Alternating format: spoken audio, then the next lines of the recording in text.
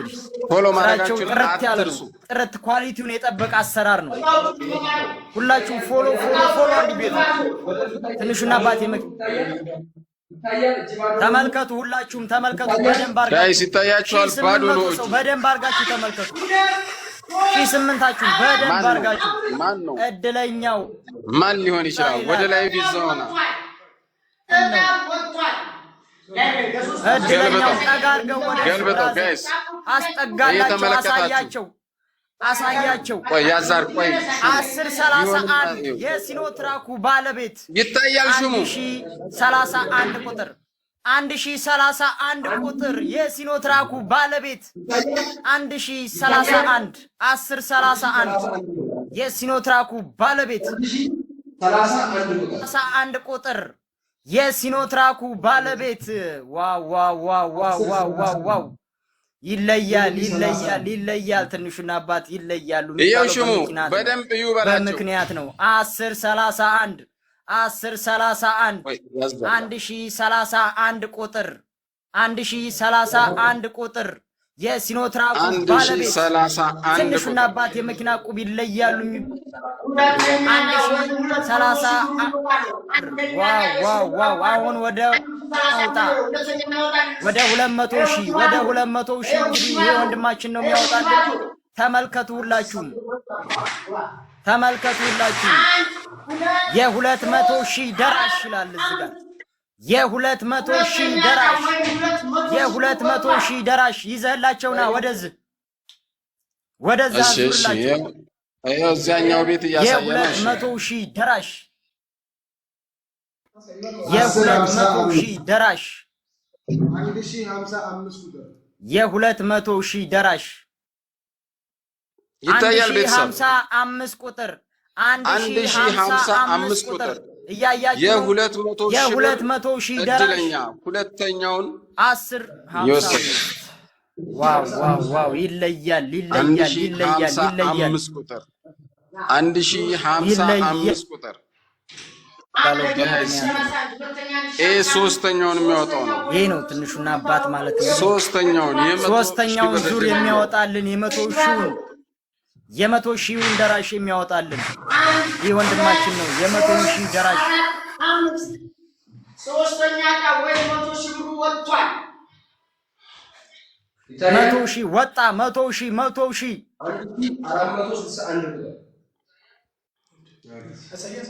1460 ዞር አድርግላቸው ወደዚህ። ይኸው ይታያል። 1461 ቁጥር የ100,000 ደራሽ 1461 ቁጥር 1461 ይሄ ሶስተኛው ዕጣ የ100,000 ደራሽ ነው። እንግዲህ የ50,000 ደራሽ ደግሞ እንግዲህ ይህ ወንድማችን ያወጣልናል።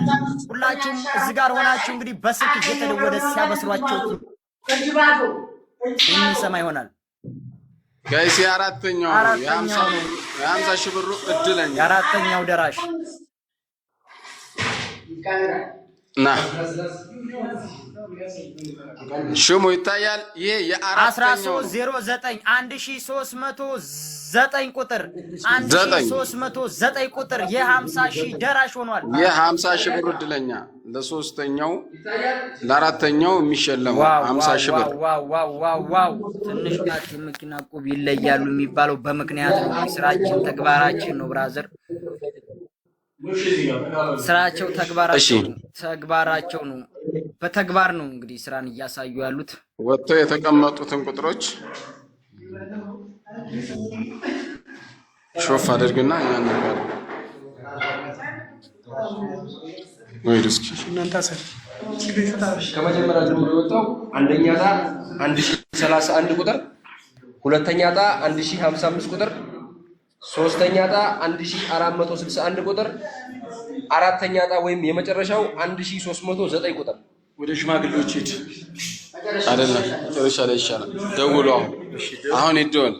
እሺ ለአንደኛ ለወጣለት ይደወል ነው። አሁን 1031 ቁጥር ለያዘው ስልክ አውጥተን ልንደውል ነው። ሁላችሁም ልንደውል ነው። ፎሎ አድርጉት። ላይ እንዳለ ቤቱን ፎሎ አድርጉ፣ ተከተሉት። 1030 አሰራራችን ይሄን ይመስላል።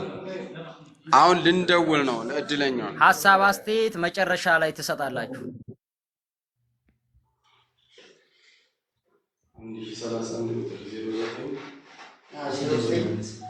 ሊደወል ነው። 12ኛውም ዙር ይቀጥላል። ለ12ኛው ዙር ደግሞ ሁላችሁም ተዘጋጁ። በ6000 ቤት ነው። አሁንም መስመሩን ይዛችሁብናል። እባካችሁ ፎሎ አድርጉ። እባካችሁ አንዴ እናስተናግድበት። መስመር ልቀቁልን። ከቴሌግራም ላይ እየወሰዳችሁ የምትደውሉ ሰዎች አንዴ መስመሩን ልቀቁልን። መስመሩን ልቀቁለት። እባካችሁ የምትደውሉ ሰዎች መስመር የምትደውሉ ሰዎች ልቀቁላቸውና ያብስሩበት። ወይ ትጂ ያብስሩበት። መስመር ልቀቁ። መስመሩን ልቀቁለት። የት ሀገር እንደሆነ ወንድማችን ጠይቅ። ስልካችን ጠርቷል። አንድ ጊዜ ዝም በሉ። ደህና ነሽ? እየጠራ ነው እንግዲህ አዳምጡ። ሰላም፣ እንዴት ነህ? ሰላም ነው። ትንሹና አባት ላይ የመኪና ዕጣ ቆርጠህ ነበር። ስንት ቁጥር? ከየት ነው? ቃሊቲ አሸዋ ተራ ከአዲስ አበባ። አንደኛ ዕጣ የሲኖትራክ ባለቤት ሆናል። እንኳን ደስ አለህ። እሺ፣ አንደኛ ዕጣ አዲስ አበባ አሸዋ ተራ ቃሊቲ አሸዋ ተራ ቃሊቲ። ዋው ሁለተኛው ዕጣ ወይም ደግሞ ይለያል። ጌታ ይለያል። ዋው ቃሊቲ ሸገር ነው የወጣው። ሸገር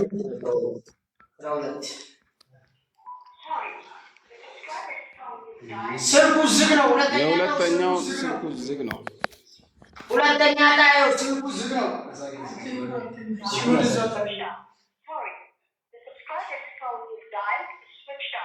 ይሄ የሁለተኛው ነው። ሀብታም ምንም አልመሰለውም። እያየ ነበር ይሆናል።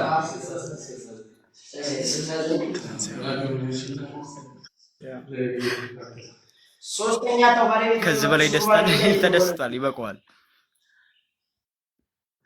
ሀብታም ነው መሰል ምንም አልመሰለውም።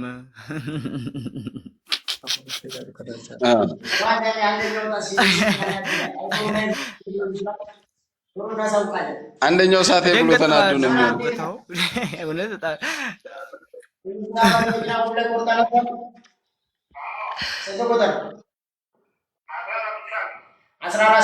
ከየት ነው? መቀሌ። የሶስተኛ ዕጣ ወይም የ100,000 ብር ባለቤት ሆናል። እንኳን ደስ አለህ። ሶስተኛ ዕጣ መቀላ ትግራይ ነው። መቀሌ ወጥቷል። መቀሌ እንግዲህ የአንደኛው የሁለተኛው ባለ ዕድለኛ እንትን ብሎታል። ፎሎ እያደረጋችሁ ተከተሉን፣ ቤቱን ተከተሉት። ይህ የዕድለኞች ቤት ነው። የታማኞችና የዕድለኞች ቤት ነው። ትንሹና አባት እንባላለን። በ3 ቀን 1500 ዕድለኞችን ሰብስበን በአራተኛው ቀን ለዕድለኛው የምናስረክበው ስራቸውን በተግባር ነው እያሳዩ ያሉት። ትንሹና አባት ማለት እነዚህ ፊት ለፊት የምትመለከቷቸው ትንሹና አባት ማለት እነሱ ናቸው። የቲክቶክ አካውንት ይሄ ነው። ፎሎ እያደረጋችሁ ሁለቱን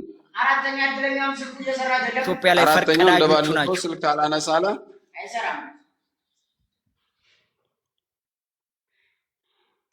ሃይማኖት ሳይሉ ዘር ሳይለዩ ሁሉንም ኢትዮጵያውያን ዕድለኛ እያደረጉ ያሉ ትንሹና አባት የመኪና ዕቁብ ናቸው።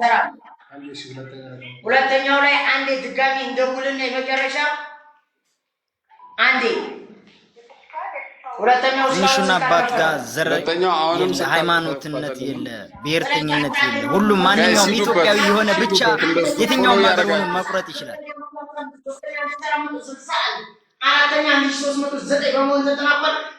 ጥቁር ዶሮ አዝሮብኝ ነው መሰለኝ። አንድ ጊዜ ሾሞች ሽማግሌዎችን እንጠይቅላችሁ። ሽማግሌዎቹ እንግዲህ ያየነው ነገር